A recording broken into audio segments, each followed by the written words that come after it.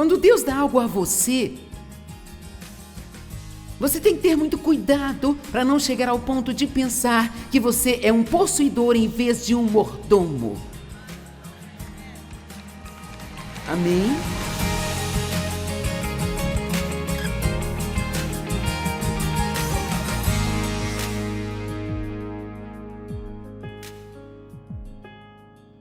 O perigo da vontade própria. Lucas 12:16. É a mesma parábola que lemos antes, mas eu quero trazer algo aqui. Então lhes contou esta parábola: a terra de certo homem rico produziu muito bem.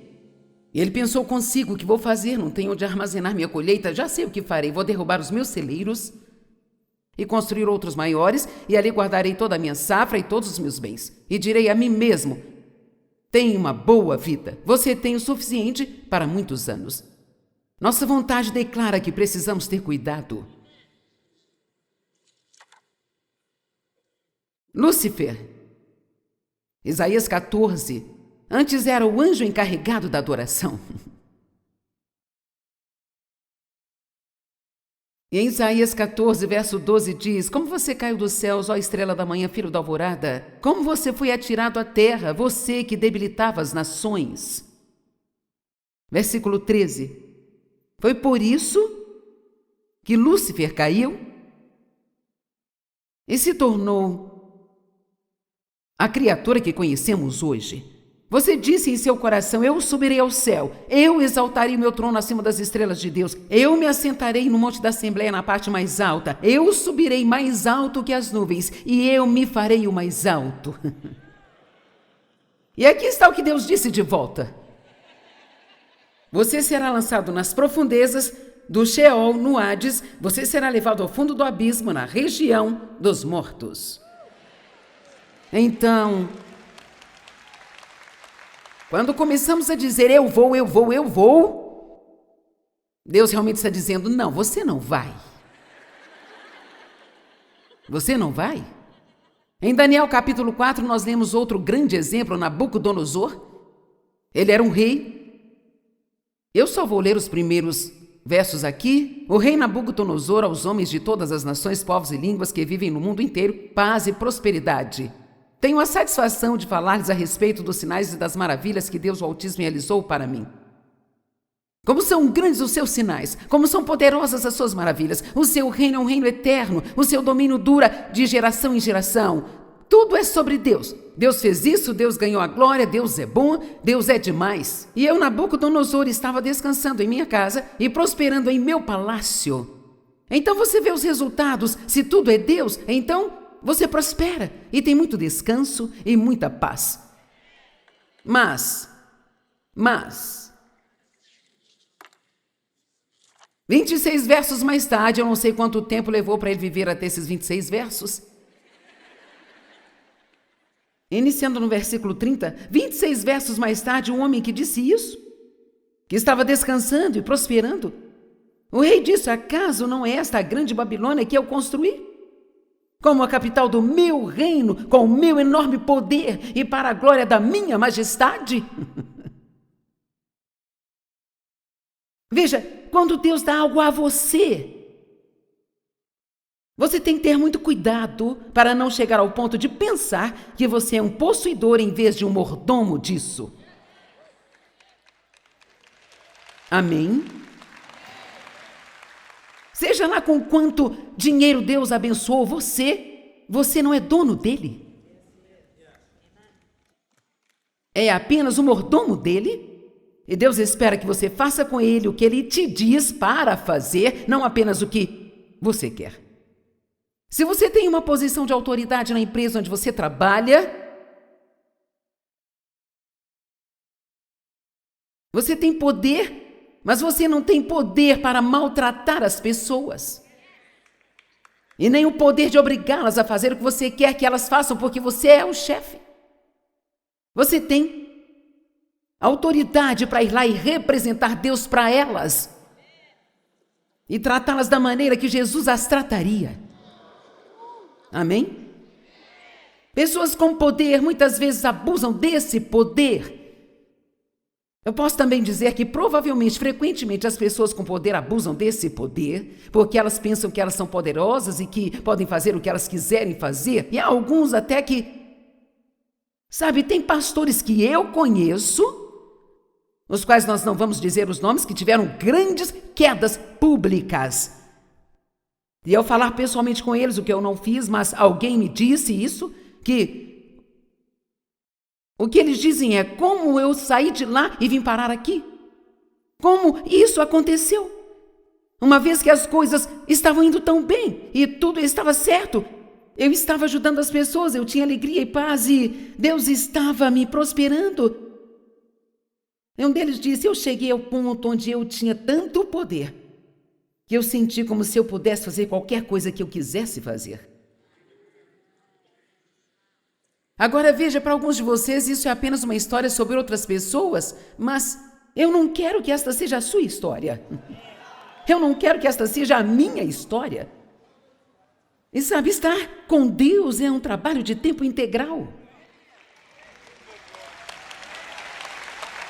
Na verdade, é um trabalho de tempo integral. Acorde, cristão dorminhão, que levante-se dos mortos. Paulo disse em Efésios: acorde, esteja alerta, fique acordado, vigie e ore. Sabe por quê? Porque o diabo está vivo e muito bem, sabia?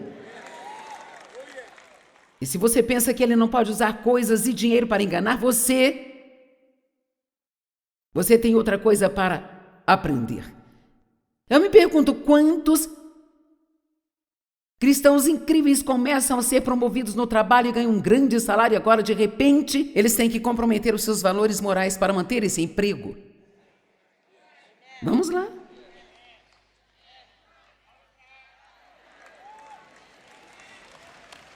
Deixe-me dizer algo. Quanto mais você tem, mais é difícil se afastar disso.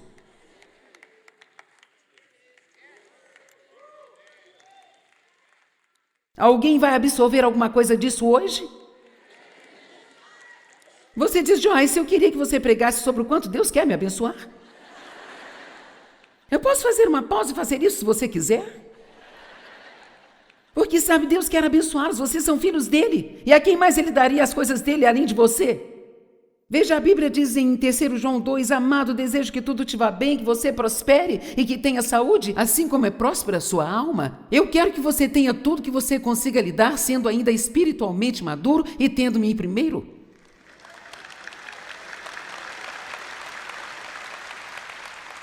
Ok, bem, então, na primeira vez que você sentir que Deus está pedindo a você alguma coisa, algum dinheiro que você separou para algo, ou sabe, o dinheiro que você escondeu na sua carteira, ou o dinheiro que você tem. Nós não gostamos de ter um pouquinho de dinheiro escondido em algum lugar que ninguém sabe. Nós gostamos de dobrá-lo e colocar em algum lugar, e isso é o meu dinheiro. Mas sabe o quê? Deus gosta de entrar nesta parte da sua carteira às vezes. Ou se ele pedir que você doe alguma das suas coisas favoritas, hoje, são testes, e se você perceber que não pode fazê-lo, é melhor você pisar no freio. Temos que vigiar a nós mesmos. Tem alguém aqui? Você tem que vigiar a si mesmo. No último inverno eu comprei uma capa. Era tão linda. Ah, meu Deus. Era apenas uma dessas que você joga assim, ela fica assim tão... Sabe, ela era assim... Parecia uma capa de uma pequena e fofa Cinderela e tinha uma gola maravilhosa descendo assim. Era muito linda. E em todo lugar que eu ia... isso é muito lindo, isso é tão lindo. Então, fui à loja de um casal que conhecemos e eu nem mesmo conhecia essa senhora muito bem de verdade, mas ela era muito legal. E eu...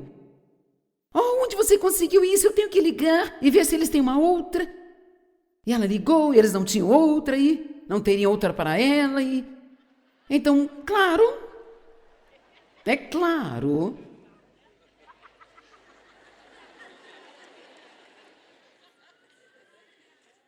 que Deus me disse para dar a capa para ela e eu não queria dar a ela. Eu gostava da capa. Ela era minha.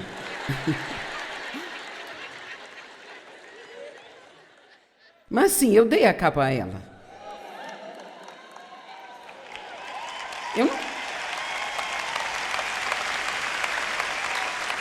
Eu não estava muito alegre no momento, mas eu acredito que eu tinha uma, sabe? Eu preferia obedecer a Deus e renunciar à minha carne miserável.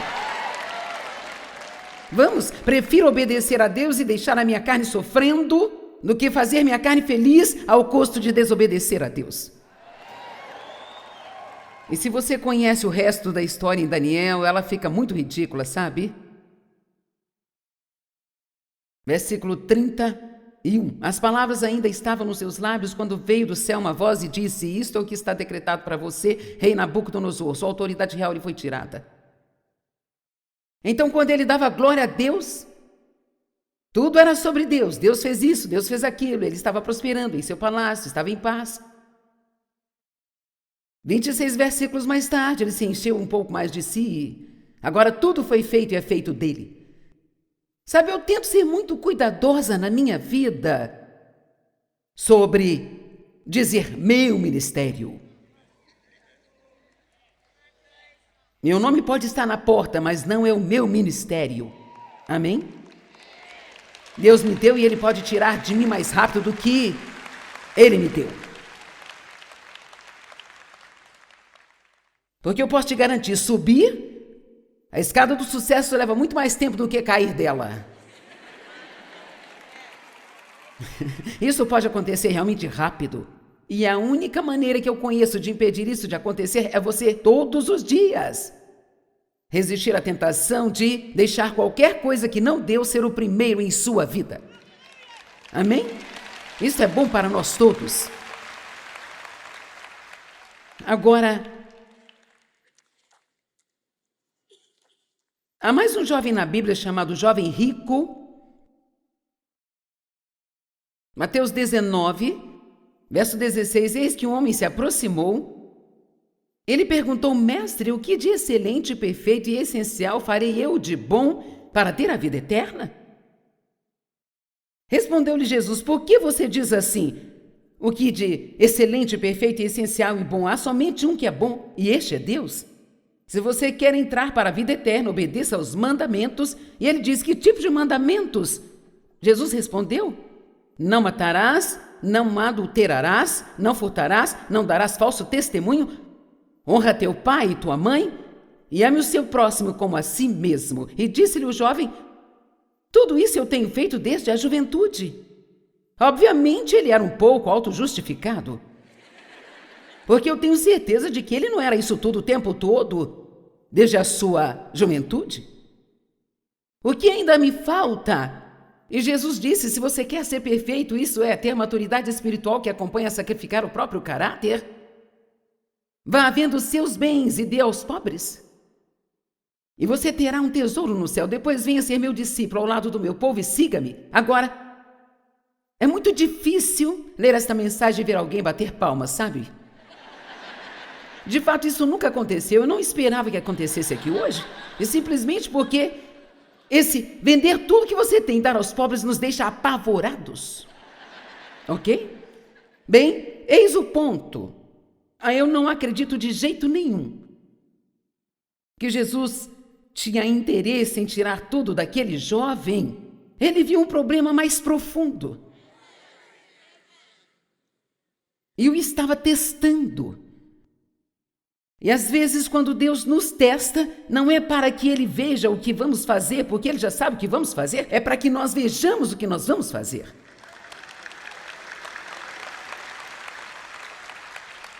Então, na próxima vez que Deus pedir que você faça algo que você não quer, preste atenção em como você age.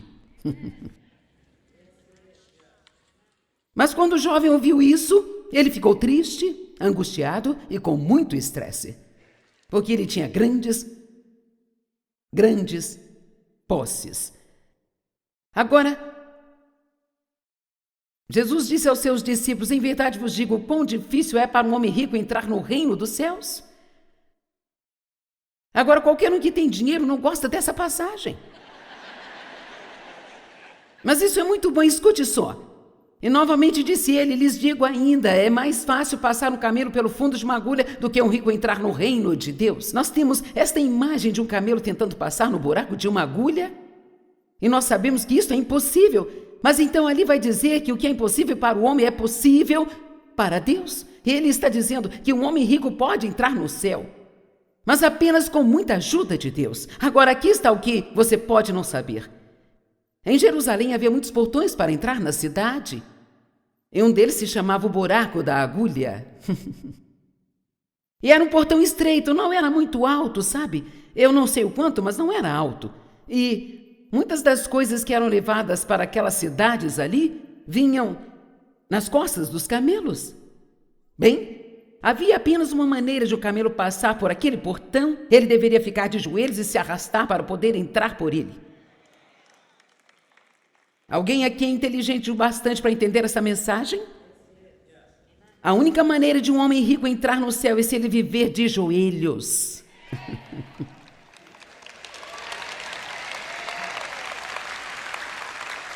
Porque quanto mais nós temos, existe algo tão perverso na nossa carne, não no seu coração, mas na nossa carne, que diz mais: segure, guarde, armazene.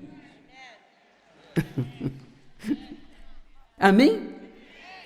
Isso existe em cada um de nós aqui. Não importa o quão santo você se torne, isso vai colocar sua cabeça feia para fora e dizer a mesma coisa que diz para todos os outros. E você tem que reconhecer e dizer: não, eu vou obedecer a Deus, vou fazer o que Ele me diz para fazer. Eu não serei egoísta nem egocêntrico.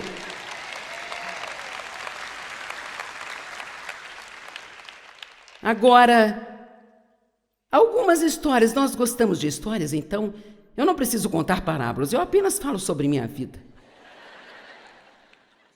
E então, esta é uma pequena pulseira de strass.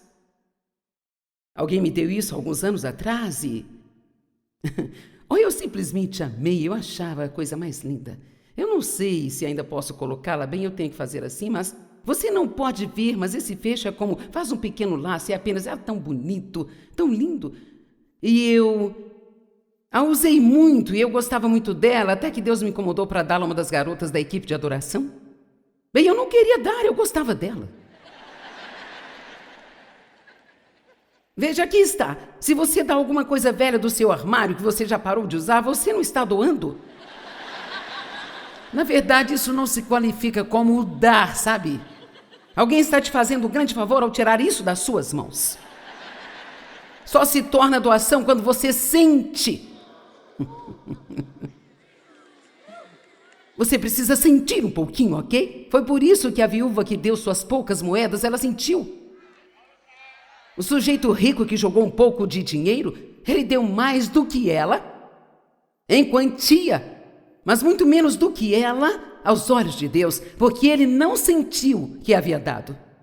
O rei Davi estava em um momento em que ele precisava fazer sacrifícios a Deus, era tempo de fazer sacrifícios a Deus, e ele estava viajando e não tinha um lugar para fazer isso, e ele queria comprar um campo de um rei local para fazer esses sacrifícios.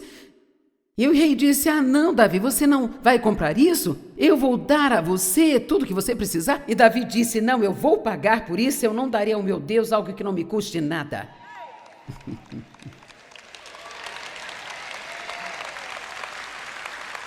Então, eu levei 1 ou 2 conferências argumentando com Deus, mas eu finalmente dei para ela. Quero dizer, eu dei todos os tipos de desculpas. Ela fica melhor com dourado do que com prata, ela é magra, vai ficar muito grande para ela, todos os tipos de desculpas. E então ela usava em todas as conferências e eu tinha que vê-la usando. Bem, eu não sabia o quanto eu sei agora, então eu continuei dizendo a ela o quanto eu amava aquilo, o quão difícil foi para mim dar a pulseira para ela, o quanto eu sentia falta dela, e finalmente um dia ela me devolveu a pulseira. Ela disse: sabe, eu creio que Deus me falou que eu devo devolver isso para você. Bem, me senti como uma completa idiota, sabe? Mas aqui está a mensagem. Eu não a usei desde então. Toda vez que eu a pegava para usá-la, eu pensava: eu não gosto disso. E aqui está a lição que Deus me deu. Eu guardo isso até hoje apenas como um lembrete. desta lição. E foi isso que ele disse: qualquer coisa que eu disser para você dar para alguém, já não te pertence mais. E se você ficar com isso, você nunca se alegrará. Amém?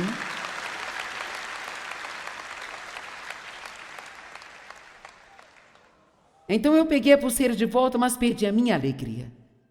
Porque eu sabia que eu tinha sido ridiculamente imatura. E deixei que algo como um amontoado de strass, que não significam nada, me fizesse desobedecer a Deus. Agora eu tenho outro exemplo para você. O vestido vermelho. Este vestido tem cerca de 37 anos. E ele ainda cabe em mim.